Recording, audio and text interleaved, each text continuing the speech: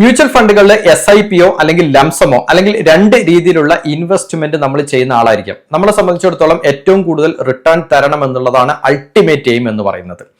ഈ റിട്ടേൺ തരണമെങ്കിൽ നമ്മൾ SIP ആയിട്ടോ ലംസമായിട്ടോ കൊടുക്കുന്ന പണം ഒരു ഫണ്ട് ഹൗസിന്, ഒരു AMC കമ്പനിക്കാണ് നമ്മൾ കൊടുക്കുന്നത്. ആ കമ്പനിയിൽ നിന്ന് നമ്മൾ കൊടുക്കുന്ന എമൗണ്ട് മാനേജ് ചെയ്യുന്നത് ഒരു ഫണ്ട് മാനേജറാണ്. ആ ഫണ്ട് മാനേജറാണ് ഡിസൈഡ് ചെയ്യുന്നത് ഞാൻ ഏതൊക്കെ സ്റ്റോക്കുകൾ പിക്ക് ചെയ്യണം, ഏതൊക്കെ സ്റ്റോക്കുകൾ നമ്മുടെ പോർട്ട്ഫോളിയോ ഒന്ന് റിമൂവ് ചെയ്യണം, എത്രയൊക്കെയാണ് ഓരോ സ്റ്റോക്കിന്റെയും അസറ്റ് അലോക്കേഷൻസ് വേണ്ടത്, ഓരോ സെക്ടറിലും എത്രത്തോളം എക്സ്പോഷർ വേണം, മൊമെന്റം ബേസ്ഡ് ഇൻവെസ്റ്റിംഗ് ഫോളോ ചെയ്യണോ, വാല്യൂ ബേസ്ഡ് ഇൻവെസ്റ്റിംഗ് ഫോളോ ചെയ്യണോ, ബ്ലെൻഡഡ് അപ്രോച്ച് ഫോളോ ചെയ്യണം, ഇത്തരത്തിലുള്ള മുഴുവൻ കാര്യങ്ങളും ചുരുക്കി പറഞ്ഞ നമ്മുടെ ഇൻവെസ്റ്റ്മെന്റിന്റെ നെടുന്തൂൺ എന്ന് പറയുന്നത് നമ്മുടെ പൈസ കൊടുത്ത് ഏൽപ്പിക്കുന്ന ഫണ്ട് മാനേജർ ചെയ്യുന്ന ജോലിയുടെ ആത്മാർത്ഥതയും അദ്ദേഹത്തിന്റെ സ്കില്ലുമാണ് നമുക്ക് റിട്ടേൺ ആയിട്ട് കിട്ടുന്നത്.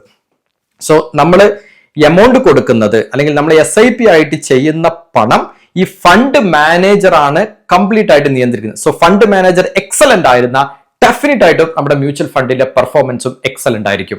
സോ ഫണ്ട് മാനേജർ ഒരു കമ്പനിയിലും ഒരു ഫണ്ട് മാനേജറും 20 വർഷമോ 40 വർഷമോ ജോലിയില്ല. ഒരു പക്ഷേ നമ്മൾ 10 വർഷമോ 15 വർഷമൊക്കെ ഇൻവെസ്റ്റ് ചെയ്യുന്നവരായിരിക്കാം. എത്ര പീരീഡിൽ ഇൻവെസ്റ്റ് ചെയ്താലും ആ ഇൻവെസ്റ്റ് ചെയ്യുന്നതിന്റെ സമയത്തിനിടക്ക് ഫണ്ട് മാനേജർക്ക് ഒരു പക്ഷേ മാറ്റം സംഭവിച്ചേക്കാം. അങ്ങനെ സംഭവിക്കുമ്പോൾ നമ്മൾ അതിൽ പ്രധാനപ്പെട്ട ഒരുപാട് കാര്യങ്ങൾ ശ്രദ്ധിക്കണം. വളരെ കോമൺ ആയിട്ട് നമ്മൾ എല്ലാവരും ചെയ്യുന്ന ഒരു മിസ്റ്റേക്സ് പറഞ്ഞിട്ട് ആ വിഷയത്തിന്റെ ഡീറ്റെയിൽസിലോട്ട് കടക്കാം. എന്താണ് നമ്മൾ നോക്കുന്നത്? 5 വർഷമോ 10 വർഷമോ ഒക്കെ മികച്ച റിട്ടേൺ കൊടുത്തില്ല, 60-65% ഒക്കെ മികച്ച റിട്ടേൺ കൊടുത്തുള്ള ഫണ്ടുകൾ നമ്മൾ കാണും. നമ്മൾ സ്വാഭാവികമായിട്ടും അതിൽ അങ്ങോട്ട് കയറി ക്ലിക്ക് ചെയ്യുന്നു. ഇന്നെല്ലാം ഒരു മൊബൈൽ ക്ലിക്ക് സേവ ആയതുകൊണ്ട് ഒന്നും നോക്കാതെ അങ്ങോട്ട് SIP ആയിട്ട് ചെയ്യുന്നു അല്ലെങ്കിൽ ലംസമായിട്ട് ചെയ്യുന്നു. ഒരുപക്ഷെ നമ്മൾ അങ്ങോട്ട് കയറി ഒരു 5-6 മാസം അല്ലെങ്കിൽ ഒരു കൊല്ലം കഴിയുന്നതോടുകൂടി ആ ഫണ്ടിന്റെ പെർഫോമൻസ് അങ്ങോട്ട് താഴോട്ട് വരും. അപ്പൊ നമ്മൾ സ്വാഭാവികമായിട്ടും ഞാൻ കയറി ആ ഫണ്ടിന്റെ പെർഫോമൻസ് താഴോട്ട് വന്നു. പൊതുവേ നമ്മൾ അങ്ങനെ ചിന്തിക്കും കുറെ ആളുകൾ. പക്ഷേ ഇതിൽ നമ്മൾ കയറിയതുകൊണ്ടല്ല ഫണ്ട് താഴോട്ട് വന്ന്, ഒരു പക്ഷേ അതിന്റെ ഫണ്ടമെന്റൽ റീസൺ ആയിട്ടുള്ള ഫണ്ട് മാനേജറിൽ ചേഞ്ചസ് വന്നേക്കാം. അല്ലെങ്കിൽ ഓൾറെഡി ഒരു ഫണ്ട് മാനേജർ വളരെ നന്നായിട്ട് മാനേജ് ചെയ്യുന്നുണ്ടായിരിക്കും. പക്ഷെ അയാൾക്ക് ഒരുപാട് വർക്ക് ലോഡ് കൂടുമ്പോൾ ഒരുപാട് അതർ കൊളീഗ്സിനെ ഈ മെയിൻ ഫണ്ട് മാനേജറെ സപ്പോർട്ട് ചെയ്യാനായിട്ട് വെക്കും. അപ്പൊ ആദ്യം ഫുൾ ഫണ്ട് മാനേജർ ഇരുന്ന ഒരാൾ ചെയ്യുന്ന പെർഫോമൻസ് ആവില്ല. വേറെ കുറെ ആളുകൾ ഒരുപക്ഷെ ഇയാളെ സപ്പോർട്ട് ചെയ്യാൻ വരുമ്പോൾ അത് ഒരുപക്ഷെ ജൂനിയേഴ്സ് ആയിരിക്കും. അപ്പൊ ഈ ഇൻഡസ്ട്രിയിൽ അത്ര എക്സ്പീരിയൻസ് ഇല്ലാത്തവരായിരിക്കും. അവർ വരുന്ന സമയത്ത് ആ ഫണ്ടിന്റെ പെർഫോമൻസ് നല്ലതാവണമെന്നില്ല.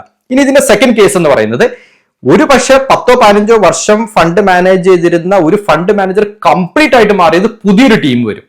അങ്ങനെ വരുന്ന സമയത്തും നമ്മൾ വളരെ അലേർട്ട് ആയിരിക്കണം. ഈ വരുന്ന ഫണ്ട് മാനേജർ അല്ലെങ്കിൽ ഇപ്പൊ മാനേജ് ചെയ്തുകൊണ്ടിരിക്കുന്ന ഫണ്ട് മാനേജർക്ക് ആളുടെ എഡ്യൂക്കേഷണൽ ക്വാളിഫിക്കേഷൻ എന്താണ്, ആള് എവിടെയാണ്, ഏതൊക്കെ ഫണ്ട് ഹൗസിലാണ് മുന്നേ വർക്ക് ചെയ്തിട്ടുള്ളത്, ആള് ഏതൊക്കെ യൂണിവേഴ്സിറ്റീസുകളാണ് പഠിച്ചിട്ടുള്ളത്, ആള് മുന്നേ ബെഞ്ച് മാർക്ക് റിട്ടേണിന് അനുസരിച്ച് ആള് കൊടുത്തിട്ടുള്ള പെർഫോമൻസ്, ആള് മാനേജ് ചെയ്യുന്ന ഫണ്ട് കൊടുത്തിട്ടുള്ള പെർഫോമൻസ് എങ്ങനെയാണ്, ഇത്തരത്തിലുള്ള മുഴുവൻ കാര്യങ്ങളും നമ്മൾ കുറച്ച് ഡീപ്പായിട്ട് അനലൈസ് ചെയ്തുകൊണ്ട് നമ്മൾ മനസ്സിലാക്കണം. ഈ ഫണ്ട് മാനേജറുടെ കയ്യിൽ എന്റെ SIP എമൗണ്ട് കൊടുത്തു കഴിഞ്ഞാൽ എനിക്ക് റിട്ടേൺ കിട്ടുമല്ല. ഫണ്ട് മാനേജർ മാറിക്കഴിഞ്ഞാൽ നമ്മളൊന്ന് രണ്ടാമത്തെ ഒരു തോട്ട് നമ്മൾ എടുക്കണം എന്നുള്ളതാണ്. ഓക്കെ, സോ അതുകൊണ്ട് നമുക്കൊരു ജസ്റ്റ് ഒരു സിമ്പിൾ എക്സാമ്പിൾസ് വെച്ചുകൊണ്ട് എങ്ങനെയാണ് ഈ ഫണ്ട് മാനേജറിൽ വരുന്ന ചേഞ്ചസുകളെ എങ്ങനെയൊക്കെയാണ് നമ്മൾ റിട്ടേൺ പെർസ്പെക്റ്റീവിൽ മാറ്റുന്നത്, നമ്മൾ ഒബ്ജക്റ്റീവ്സ് അല്ലെങ്കിൽ നമ്മൾ ഇൻവെസ്റ്റ് ചെയ്യുന്ന രീതിയിൽ മാറ്റങ്ങൾ വരുത്തണോ, അല്ലെങ്കിൽ നമ്മുടെ SIP നിർത്തണോ, SIP തുടരണോ, എങ്ങനെയൊക്കെയാണ് നമുക്ക് ചില ഡിസിഷൻസ് എടുക്കാൻ പറ്റുക എന്നുള്ളത് നമുക്ക് ഇങ്ങനത്തെ ഇൻഫർമേഷൻ കിട്ടിയാലേ നമുക്ക് തീരുമാനിക്കാൻ പറ്റുള്ളൂ. നമുക്ക് ജസ്റ്റ് ഒരു എക്സാമ്പിൾസ് വെച്ച് നോക്കാം. കോണ്ട് സ്മാൾ ക്യാപ് ഫണ്ടാണ് നമ്മൾ ഫണ്ട് മാനേജറിന്റെ ചേഞ്ചസ് അല്ലെങ്കിൽ അതിന്റെ ഒരു അനാലിസിസ് പർപ്പസിന് വേണ്ടി എടുക്കുന്നത്. ഡെഫിനറ്റ് ആയിട്ടും നിങ്ങളൊരു കോണ്ട് സ്മാൾ ക്യാപ് ഫണ്ട് ഹോൾഡ് ചെയ്യുന്ന ഒരാളാണെങ്കിൽ നിങ്ങളത് സെല്ല് ചെയ്യണമെന്നോ സ്വിച്ച് ചെയ്യണമെന്നോ റിഡീം ചെയ്യണമെന്നോ SIP നിർത്തണമെന്നോ ലംസം കൂട്ടി ചെയ്യണോ എന്നൊന്നും പറയുന്നില്ല. ഇത് അതിനുള്ള ഒരു ഇൻവെസ്റ്റ്മെന്റ് അഡ്വൈസേ അല്ല. ഇതിന്റെ പർപ്പസ് എന്താന്ന് വെച്ച് കഴിഞ്ഞാൽ, എങ്ങനെയാണ് ഒരു ഫണ്ട് മാനേജർ ചേഞ്ച് ചെയ്യുമ്പോൾ നമ്മുടെ ഇൻവെസ്റ്റ്മെന്റുകളിലും നമ്മൾ അതിനനുസരിച്ചുള്ള ചില മാറ്റങ്ങൾ വരുത്തേണ്ടി വന്നേക്കാം. അത് നമ്മൾ അറിഞ്ഞിരിക്കണം, അതിനനുസരിച്ചുള്ള മാറ്റങ്ങൾ നമ്മൾ വരുത്തണം. ഇത്തരത്തിലുള്ള കാര്യങ്ങൾ നമ്മുടെ ട്രാക്കിൽ വേണം. സോ നമുക്ക് ഈ കോൺ സ്മാൾ ക്യാപ്പിൽ എന്താണ് ഫണ്ട് മാനേജർ ഹിസ്റ്ററിയിൽ സംഭവിച്ചോ നോക്കാം. ഇവിടെ നിങ്ങൾക്ക് ഇതിൽ പേര് കാണാൻ പറ്റും, ലളിത് ഖാന എന്ന് പറഞ്ഞിട്ടുള്ള ഒരാൾ. ഇത് താഴെ ഞാൻ 20 വർഷത്തെ ഡാറ്റ പുൾ ചെയ്തിട്ടുണ്ട്, 2005 തൊട്ട് 2025 വരെ. ഈ ലളിത് ഖാന എന്ന് പറയുന്ന ആള് 2005 തൊട്ട് 2017 വരെ, അപ്രോക്സിമേറ്റ്ലി 17 വരെ ഇദ്ദേഹം ഈ ഫണ്ടിനെ മാനേജ് ചെയ്തിരുന്നു. പക്ഷെ അവിടെ നോക്കി കഴിഞ്ഞാൽ നിങ്ങൾക്ക് കാണാൻ പറ്റും, ലളിത് ഖാന റിസൈൻ ചെയ്യുന്നു, അല്ലെങ്കിൽ ആ ഫണ്ടിൽ നിന്ന് വേറെ ഫണ്ടിലോട്ട് പോകുന്നു. അവിടെ തുടങ്ങിയിട്ട് ഇവിടെ ഒരു അൺസ്റ്റെബിലിറ്റി ഉണ്ട്. ഈ ഒരു പീരിയഡിൽ അൺസ്റ്റെബിൾ, അതായത് ഒരു ഫണ്ട് മാനേജർ വരുന്നു, അയാൾ കുറച്ചു കാലം നിൽക്കുന്നു, അടുത്ത ഫണ്ട് മാനേജർ ഒന്ന് കുറച്ചു കാലം നിൽക്കുന്നു, വേറെ ഫണ്ട് മാനേജർ ഒന്ന് കുറച്ചു കാലം നിൽക്കുന്നു, വീണ്ടും അടുത്ത ആൾ വരുന്നു, കുറച്ചു കാലം നിൽക്കുന്നു, അടുത്ത ആൾ വരുന്നു, അടുത്ത ആളിലോട്ട് മാറും. അപ്പൊ അവിടെ ഒരു 2-2.5 വർഷക്കാലം എടുത്തു നോക്കിയാൽ ആ ഫണ്ടിനകത്ത് എന്തൊക്കെയോ സംഭവങ്ങൾ സംഭവിക്കുന്നുണ്ട്. ഒരു റീറ്റെയിലേഴ്സ് എന്നുള്ള നിലക്ക് നമുക്ക് ഒരുപാട് കാര്യങ്ങൾ അറിയാൻ സാധിക്കില്ല എങ്കിൽ പോലും ഇതിൽ നമുക്ക് മനസ്സിലായി something is unstable in the company, അല്ലെ? അപ്പൊ അങ്ങനെയുള്ള സമയത്ത് നമ്മൾ ഇൻവെസ്റ്റ് ചെയ്യുന്ന സമയത്ത് നമ്മളൊന്ന് കോഷ്യസ് ആവുക, നമ്മളൊന്ന് കുറച്ച് വെയിറ്റ് ചെയ്യുക. കാരണം അവിടെ എന്താണ് സംഭവിക്കുന്നത് നമുക്ക് അറിഞ്ഞിട്ട് അതിലൊരു ഉറപ്പ് കിട്ടിയതിനു ശേഷം ഇൻവെസ്റ്റ് ചെയ്യുന്നതാണ് അങ്ങനത്തെ കേസുകളിൽ നല്ലത്. ഓക്കെ, ഇനി നമുക്ക് നോക്കാം. 2019 കാലഘട്ടം, അല്ലെങ്കിൽ 17 കാലഘട്ടത്ത് 17 ലളിത് ഖാന പോയതിനു ശേഷം വന്ന ഒരാളായിരുന്നു സഞ്ജീവ് ശർമ്മ എന്ന് പറയുന്നത്. വളരെ പോപ്പുലർ ആയിരുന്നു സഞ്ജീവ് ശർമ്മ സമയത്ത്. ഇപ്പോഴും ഉണ്ട് സഞ്ജീവ് ശർമ്മ. അൻകിത് പാണ്ഡെ ഉണ്ടായിരുന്നു. ഇവർ രണ്ടുമായിരുന്നു 2019-20 കാലഘട്ടത്തൊക്കെ ഈ ഫണ്ടിനെ മാനേജ് ചെയ്തത്. പക്ഷേ 2024 നമുക്കറിയാം, ഈ കോണ്ട് സ്മാൾ ക്യാപ്പ് 2024 സെപ്റ്റംബർ വരെ വമ്പിച്ച റിട്ടേൺ കൊടുത്തൊരു ഫണ്ടാണ്. എൻ്റെ ഒരു ഓർമ്മ ശരിയാണെങ്കിൽ ഞാൻ ഇന്ന് നോക്കുന്ന ഒരുപാട് പോർട്ട്ഫോളിയോ, പല ആളുകളും എനിക്ക് പോർട്ട്ഫോളിയോ നമ്മൾ മാനേജ് ചെയ്യുന്ന സമയത്ത് മിക്ക പോർട്ട്ഫോളിയോയിൽ നമ്മൾ കാണുന്ന ഒരു ഫണ്ടാണ് കോണ്ട് സ്മാൾ ക്യാപ്പ്. കാരണം അന്ന് നല്ല റിട്ടേൺ കൊടുത്തു, ആ റിട്ടേണിന്റെ പുറകെ പോയി ഇൻവെസ്റ്റ് ചെയ്തു. പക്ഷെ അതിനുശേഷം മാർക്കറ്റ് കറക്ഷൻ വന്ന സമയത്ത് ഒരുപാട് ഡൗൺ സൈഡിലോട്ട് ഈ ഫണ്ട് വന്നു എന്നുള്ളതാണ്.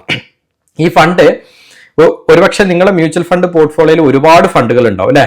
ആ ഒരു ഫണ്ടുകളിൽ കോണ്ട് സ്മാൾ ക്യാപ്പിന്റെ പെർഫോമൻസ് ഇപ്പൊ നിങ്ങളുടെ ഫണ്ടിൽ നല്ലതാണോ അതോ നല്ലതല്ലയോ, അതായത് കൂടുതൽ അതിനകത്ത് കറക്ഷൻ വന്നിട്ടുണ്ടോ, ഏത് സ്മാൾ ക്യാപ്പ് ഫണ്ടാണ് നിങ്ങളുടെ മ്യൂച്വൽ ഫണ്ട് പോർട്ട്ഫോളിയോയിൽ നല്ലോണം പെർഫോം ചെയ്യുന്നതെന്ന് ജസ്റ്റ് ഒന്ന് കമന്റ് ചെയ്യട്ടോ, നമുക്കറിയാലോ. ഓക്കെ, സോ നമുക്ക് കാര്യത്തിലോട്ട് വരാം. അപ്പൊ സഞ്ജീവ് ശർമ്മയുടെ കേസിൽ സഞ്ജീവ് ശർമ്മ 2017 വരുന്നു, അൻകിത് പാണ്ഡെ വരുന്നു 2025 കാലഘട്ടം, ഏകദേശം 2025 ഫെബ്രുവരി, കുറച്ചൊരു ഗ്യാപ്പാണ്, ജനുവരി കഴിഞ്ഞ് ഫെബ്രുവരി സമയത്ത് നമുക്ക് നോക്കിക്കഴിഞ്ഞാൽ കാണാൻ പറ്റും, ഇവിടെ 1, 2, 3, 4, 5 പുതിയ ആളുകളും കൂടി ഈ ഫണ്ടിനെ മാനേജ് ചെയ്യാൻ വരുന്നു. പുതിയ ആളുകൾ ഒരു കമ്പനിയിലോട്ട് വരിക, അല്ലെങ്കിൽ ഫണ്ടിനെ മാനേജ് ചെയ്യുക എന്ന് പറയുന്നത് ഒരിക്കലും ഒരു മോശപ്പെട്ട കാര്യമല്ല. പക്ഷെ ആ വരുന്ന ആളുകളുടെ ക്വാളിഫിക്കേഷൻ, ആ വരുന്ന ആളുടെ എഡ്യൂക്കേഷൻ, ആ വരുന്ന ആളുടെ എക്സ്പീരിയൻസ്, ഇതെല്ലാം ഇമ്പോർട്ടൻ്റ് ആണ്. ഇത് എന്തുകൊണ്ട് ഇമ്പോർട്ടൻ്റ് ആണ്? നമുക്ക് ചില ഇൻവെസ്റ്റ്മെന്റ് ഡിസിഷൻസ്, അല്ലെങ്കിൽ നമ്മൾ ചെയ്തുകൊണ്ടിരിക്കുന്ന ഇൻവെസ്റ്റ്മെന്റ് ഡിസിഷൻസിൽ ചില ആൾട്ടറേഷൻസ് വരുത്താൻ ഇത്തരത്തിലുള്ള ഇൻഫർമേഷനും കൂടി നമുക്ക് വേണം. ഇത് മാത്രമല്ല, മറ്റുള്ള ഇൻഫർമേഷൻ കൂടെ ഇതും കൂടി നമുക്ക് ആവശ്യമുണ്ട് എന്നാണ് പറഞ്ഞത്. നമുക്കിതിൽ രണ്ടാളുടെ പ്രൊഫൈൽ ഒന്ന് എടുത്തു നോക്കാം. വരുൺ പട്ടാണി ഉണ്ട്, സന്ദീപ് ടാൻഡൻ ഉണ്ട്. സന്ദീപ് ടാൻഡൻ എനിക്ക് തോന്നുന്നു ചീഫ് ഇൻവെസ്റ്റ്മെന്റ് ഓഫീസറോ അല്ലെങ്കിൽ CEO ആണെന്ന് തോന്നുന്നു. എന്തായാലും കോണ്ടിന്റെ ഒരു മെയിൻ ആളാണ് സന്ദീപ് ടാൻഡൻ എന്ന് പറയുന്നത്. ശരി, അപ്പൊ വരുൺ പട്ടാണി ഉണ്ട്, അതേപോലെ ആയുഷ് കുംഭാത്ത്. ഈ രണ്ടുപേരുടെ പ്രൊഫൈൽ ജസ്റ്റ് ഒന്ന് കമ്പാരിസൺ എടുത്തു നോക്കാം. ഞാൻ മ്യൂച്വൽ ഫണ്ടുകളെല്ലാം ട്രാക്ക് ചെയ്യുന്ന സമയത്ത് ഞാൻ ഇത്തരത്തിലുള്ള കാര്യങ്ങളും കൂടി ശ്രദ്ധിക്കാറുണ്ട് എന്ന് പറയുന്നു. ഓക്കെ, നിങ്ങളും ശ്രദ്ധിക്കേണ്ടതാണ്, വളരെ ഇമ്പോർട്ടന്റ് ആണ് ഇത്തരത്തിലുള്ള കാര്യങ്ങൾ. വരുൺ പട്ടാണിയുടെ നോക്കിക്കഴിഞ്ഞാൽ വളരെ വൺ ഷോട്ട് നമ്മൾ നോക്കിക്കഴിഞ്ഞാൽ കാണാം, ഒരു 0 years ഓഫ് എക്സ്പീരിയൻസ് ആണ് ഈ സ്ട്രീമിൽ. ഓഫ് കോഴ്സ്, കാരണം ആള് വന്നത് 2025 ഫെബ്രുവരിയിലാണ്. 11 വർഷത്തെ ഇൻഡസ്ട്രിയൽ എക്സ്പീരിയൻസ് ഉണ്ട്. ആള് മാനേജ് ചെയ്ത് തൊട്ട് ഇൻഡെക്സ് 28.31 പെർഫോമൻസ് കൊടുത്തപ്പോൾ 25.8 കൊടുത്തിട്ടുള്ളൂ, 8%. അത് കുറവാണ്. ഇനി ആളുടെ നോക്കിക്കഴിഞ്ഞാൽ ഇൻഡസ്ട്രിയിൽ 11 വർഷം എക്സ്പീരിയൻസ് ഉണ്ട് എന്ന് പറയുന്നത് ഒരു പോസിറ്റീവ് ആണ്. ഞാൻ ഇവിടെ ഒരു ഷോർട്ട് ഡിസ്ക്രിപ്ഷൻ കൊടുത്തിട്ടുണ്ട്, വേണമെങ്കിൽ വീഡിയോ പോസ്റ്റ് ചെയ്തിട്ട് അത് വായിച്ചു നോക്കാവുന്നതാണ്. പക്ഷെ ആള് എവിടെയാണ് മാനേജ് ചെയ്തിട്ടുള്ളത്, എന്താണ് ആളുടെ എഡ്യൂക്കേഷണൽ ബാക്ക്ഗ്രൗണ്ട്, ആളുടെ എക്സ്പീരിയൻസ് എന്താണ്, അങ്ങനത്തെ കാര്യങ്ങളാണ്. കൂടുതൽ കാര്യങ്ങൾ നമുക്ക് ഈ ഫണ്ട് മാനേജേഴ്സിനെ കുറിച്ച് പഠിക്കാൻ വേണ്ടിയിട്ട് പ്രൊഫഷണൽ നെറ്റ്വർക്കുകളായിട്ടുള്ള ലിങ്ക്ഡിൻ പോലത്തെ പ്ലാറ്റ്ഫോംസ് നമുക്ക് യൂസ് ചെയ്യാവുന്നതാണ്. ഓക്കെ, അടുത്ത ഫണ്ട് മാനേജർ ആയിരുന്നു ആയുഷ് കമ്പാത്ത്. ആയുഷ് കമ്പാത്ത് നോക്കിക്കഴിഞ്ഞാൽ ഇൻഡസ്ട്രിയിൽ 2 വർഷത്തെ എക്സ്പീരിയൻസ് ഉള്ളൂ. അതായത് ആ കമ്പനിയിൽ അല്ലെങ്കിൽ ആ ഫണ്ടിൽ ആളൊരു ഫ്രഷർ ആണ് എന്നർത്ഥം. ഓവറോൾ ഇൻഡസ്ട്രിയൽ എക്സ്പീരിയൻസ് 2 വർഷമേ ഉള്ളൂ. സോ ഒരു പുതിയ ആളാണ് ഈ മേഖലയോട്ട്. പുതിയ ആള് മോശമാവണമെന്നില്ല, ബട്ട് കമ്പാരിറ്റീവ്ലി 10 വർഷം 15 വർഷം ചെയ്യുന്ന ഒരാൾ കൊടുക്കുന്ന ഔട്ട്പുട്ട് ഒരു 2 വർഷം ആൾക്ക് കൊടുക്കാൻ സാധിക്കില്ല എന്നുള്ളത് വളരെ നാച്ചുറൽ ആയിട്ടുള്ള സത്യമാണ്. BSc പഠിച്ചിട്ടുണ്ട്, MSc പഠിച്ചിട്ടുണ്ട്. ഇയാൾ കൊടുക്കുന്ന എന്തൊക്കെ സ്ട്രാറ്റജീസ് ആണ്, അല്ലെങ്കിൽ എക്കണോമിക്സ്, അദ്ദേഹത്തിന്റെ സ്ട്രാറ്റജികൾ എന്തൊക്കെയാണെന്നൊക്കെ നമുക്ക് ഷോർട്ടായിട്ട് വായിക്കാം. പക്ഷെ ഓവറോൾ ഇവിടെ നോക്കി കഴിഞ്ഞാൽ ഇൻഡെക്സ് 60.19% പെർഫോമൻസ് ആ പീരീഡിൽ കൊടുത്ത സമയത്ത് വളരെ കുറച്ച് പീരീഡ് ആയിട്ടുള്ളൂ. എന്നാൽ പോലും ഈ ടെനർ പെർഫോമൻസ് എന്ന് പറയുന്നത് 45.96 ആണ്. അപ്പൊ അത് കമ്പാരിറ്റീവ്ലി കുറവാണ്. അപ്പൊ പുതിയത് വന്നിട്ടുള്ള ഫണ്ട് മാനേജേഴ്സ്, പുതിയ വന്നിട്ടുള്ള 2025 ക്വാർട്ടറിൽ വന്നിട്ടുള്ള ഫണ്ട് മാനേജേഴ്സിന്റെ അനാലിസിസ് നമ്മൾ ചെയ്യുകയും അതുവഴി അത് നമ്മുടെ ഇൻവെസ്റ്റ്മെന്റ് ഒബ്ജക്റ്റീവ്സിന് മാച്ച് ആകുന്നോ നോക്കണം. പക്ഷെ ഇവിടെ നമ്മൾ നോക്കുന്ന സമയത്ത് എക്സ്പീരിയൻസ് കുറഞ്ഞവരുണ്ട്, എക്സ്പീരിയൻസ് കൂടിയവരുണ്ട്.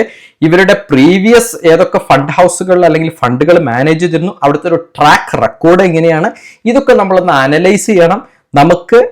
നമുക്കൊരു സാറ്റിസ്ഫൈഡ് അല്ല, അല്ലെങ്കിൽ നമ്മുടെ ഇൻവെസ്റ്റ്മെന്റ് ഒബ്ജക്റ്റീവ്സിന് അലൈൻഡ് അല്ല എന്നുണ്ടെങ്കിൽ നമ്മൾ അതിൽ നിന്ന് എക്സിറ്റ് ചെയ്യുന്നു, മറ്റു കാര്യങ്ങളോ നമ്മൾ ആലോചിക്കണം. പക്ഷേ അത് ഇൻവെസ്റ്റ്മെന്റ് ഒബ്ജക്റ്റീവ്സിന് അലൈൻഡ് ആണെങ്കിൽ ഫണ്ടമെന്റലി അതിൽ പ്രശ്നങ്ങളൊന്നും ഇല്ലെങ്കിൽ നമ്മൾ അതിൽ കണ്ടിന്യൂ ചെയ്യുക വേണം. അപ്പൊ ഇങ്ങനത്തെ ഇൻവെസ്റ്റ്മെന്റ് ഡിസിഷൻ എടുക്കാൻ ഇത്തരത്തിലുള്ള ഫണ്ട് മാനേജേഴ്സിന്റെ പ്രൊഫൈൽ ഡിഗിങ് ഞാൻ പറയുന്നത്, പ്രൊഫൈലോട്ട് ഇറങ്ങിച്ചെല്ലണം. ജസ്റ്റ് ആള് പേര് മാത്രമല്ല, ഉള്ളിലോട്ട് ഇറങ്ങിച്ചെന്ന് നമ്മൾ കാര്യങ്ങൾ മനസ്സിലാക്കിയിട്ട് വേണം അവിടെ നമ്മൾ റൈറ്റ് ഡിസിഷൻ എടുക്കാൻ. സോ പുതുതായിട്ട് നമ്മളൊരു ഫണ്ടിൽ ഇൻവെസ്റ്റ് ചെയ്യുമ്പോഴോ ഓൾറെഡി ഇൻവെസ്റ്റ് ചെയ്തുകൊണ്ടിരിക്കുന്ന ഫണ്ട് ആണെങ്കിലും ഇത്തരത്തിലുള്ള ട്രാക്ക് റെക്കോർഡ് അനാലിസിസ് നമ്മൾ ടൈം ടു ടൈം ചെയ്യണം. കാരണം മ്യൂച്വൽ ഫണ്ടിൽ നമ്മൾ ജനറൽ ആയിട്ട് പറയുന്നതാണ് 12% റിട്ടേൺ കിട്ടും എന്നുള്ളത് സത്യമാണ്. നമ്മൾ ലോങ് ടേമിലോട്ട് ചെയ്യുമ്പോൾ 12% റിട്ടേൺ കിട്ടും. പക്ഷെ നമുക്ക് ഇതിനേക്കാൾ കൂടുതൽ റിട്ടേൺ ഇതിനകത്ത് നേടിയെടുക്കാനായിട്ട് പറ്റും. അതിന് നമ്മൾ പ്രോപ്പർ ആയിട്ട് നമ്മുടെ പോർട്ട്ഫോളിയോനെ മാനേജ് ചെയ്യണം, ടൈം ടു ടൈം മാറ്റങ്ങൾ വരുത്തണം. ചില ഫണ്ട് നമ്മൾ ചിലപ്പോൾ കംപ്ലീറ്റ് ആയിട്ട് എക്സിറ്റ് ആവേണ്ടി വരും, ചില ഫണ്ട് നമ്മൾ SIPs സ്റ്റോപ്പ് ചെയ്യേണ്ടി വരും, വേറെ സ്ഥലത്ത് SIP കൂട്ടേണ്ടി വരും, ചില സമയത്ത് SIP കുറക്കേണ്ടതായിട്ട് വരും, ചില സമയങ്ങളിൽ അട്രാക്റ്റീവ് വാല്യുവേഷൻസ് ഉള്ള പോക്കറ്റ്സിൽ നമ്മൾ കൂടുതൽ ഇൻവെസ്റ്റ് ചെയ്യേണ്ടി വരും. ഇങ്ങനെയുള്ള സ്ട്രാറ്റജീസ് നമ്മൾ ഓവർ ദ ഇയേഴ്സ് വരുത്തുമ്പോഴാണ് നമുക്ക് നല്ല റിട്ടേൺ അതിലൂടെ ജനറേറ്റ് ചെയ്തെടുക്കാനായിട്ട് പറ്റുക. സോ ഇത്തരത്തിലുള്ള ഫണ്ട് മാനേജേഴ്സിന്റെ ചേഞ്ചസും വളരെ ഇമ്പോർട്ടന്റ് ആയിട്ടുള്ള കാര്യമാണ്. കാരണം നമ്മുടെ ഇൻവെസ്റ്റ്മെന്റിന്റെ ബാക്ക് ബോൺ എന്ന് പറയുന്നത് ഈ ഫണ്ട് മാനേജർ. കൂടുതലായിട്ട് നിങ്ങളുടെ മ്യൂച്വൽ ഫണ്ട് പോർട്ട്ഫോളിയോയിലും ഇതേപോലെ ഫണ്ട് മാനേജേഴ്സിന്റെ ട്രാക്ക് റെക്കോർഡ്സ് എടുത്ത് നിങ്ങൾ അനലൈസ് ചെയ്യാനായിട്ട് ശ്രമിക്കുക. എന്തെങ്കിലും സപ്പോർട്ടോ കാര്യങ്ങളോ ആവശ്യമുണ്ടെങ്കിൽ വീഡിയോ ഡിസ്ക്രിപ്ഷനിൽ അതിന്റെ വാട്സപ്പ് സപ്പോർട്ട് കൊടുത്തിട്ടുണ്ട്.